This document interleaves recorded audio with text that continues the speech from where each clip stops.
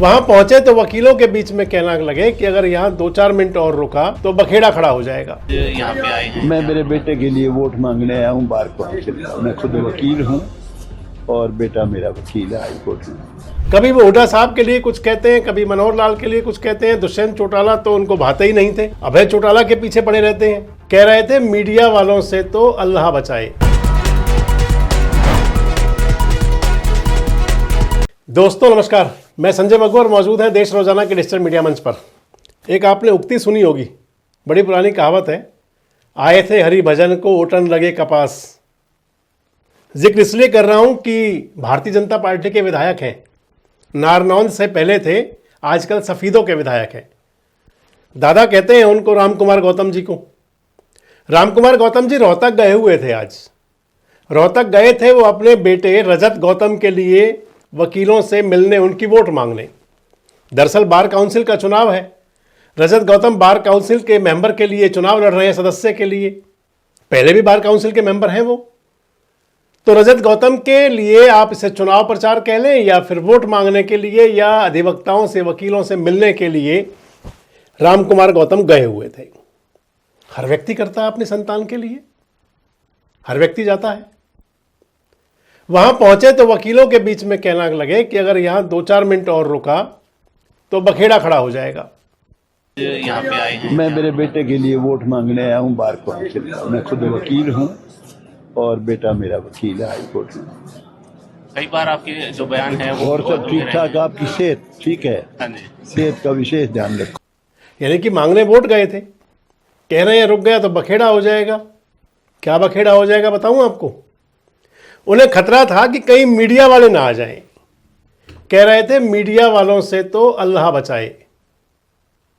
बड़ा गजब इत्तेफाक था। दादा रामकुमार गौतम जो है वो, आप उन्हें कह सकते हैं कि मीडिया फेम है एक। वो सोशल मीडिया पर और मीडिया में वो जब चाहे जो चाहे वो बोलते हैं, ट्रोल हो जाते हैं, चर्चा होती है उनकी, विधानसभा से लेकर के और पब्लिक के बीच में। कहीं वो कब क्या बोल दें कुछ पता नहीं होता। लेकिन आज कह रहे थे मीडिया कर्मियों से तो अल्लाह बचाए।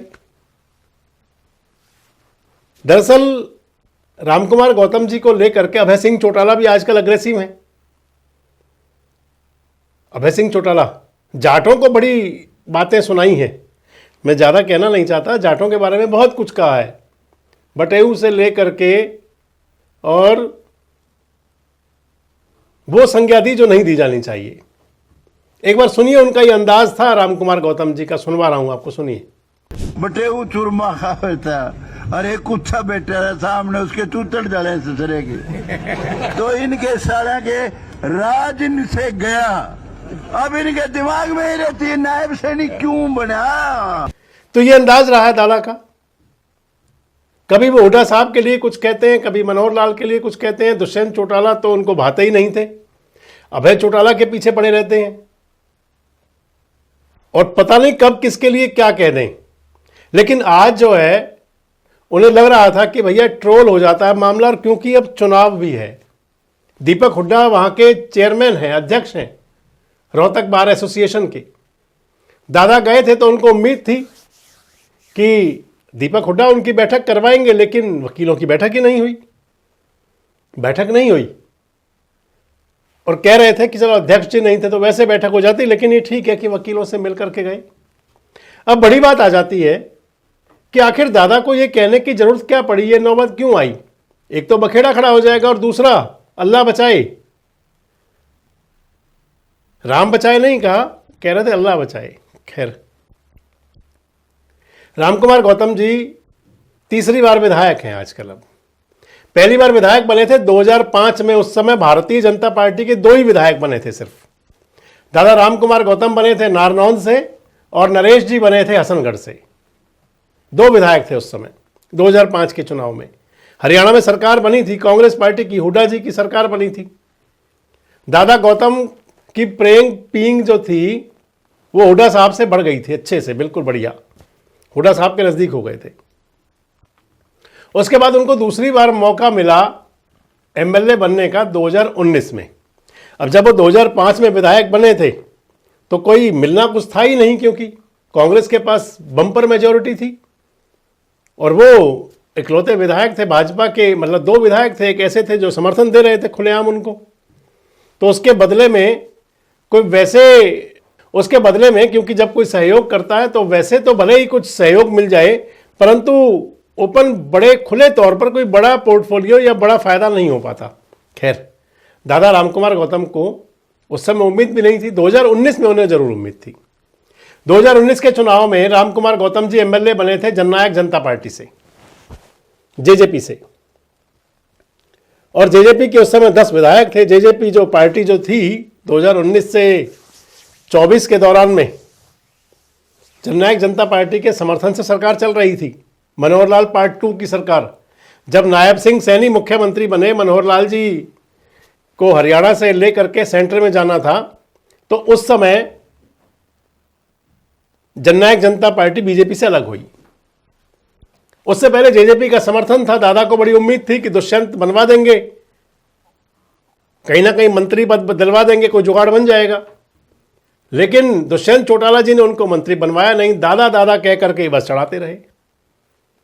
अब दुष्यंत ने जब मंत्री नहीं बनवाया दुष्यंत चौटाला ने, तो दादा भी कहाँ चूकते, उन्होंने खूब उनको दुष्यंत चौटाला जी के लिए सब कुछ जो कह सकते थे वो सब कुछ कहा।